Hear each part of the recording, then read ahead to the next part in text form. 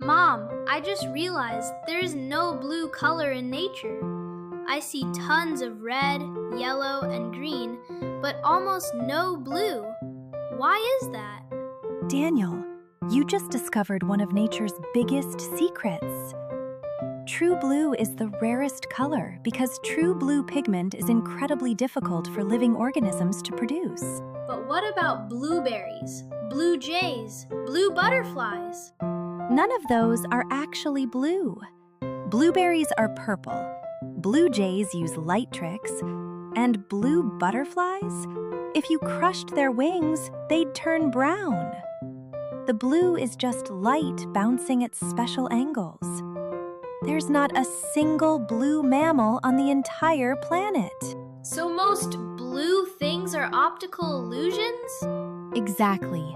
Even the blue sky is scattered light. Ancient Greeks and Romans didn't even have a word for blue because they saw it so rarely. Nature mostly fakes it with light instead of making real blue pigment.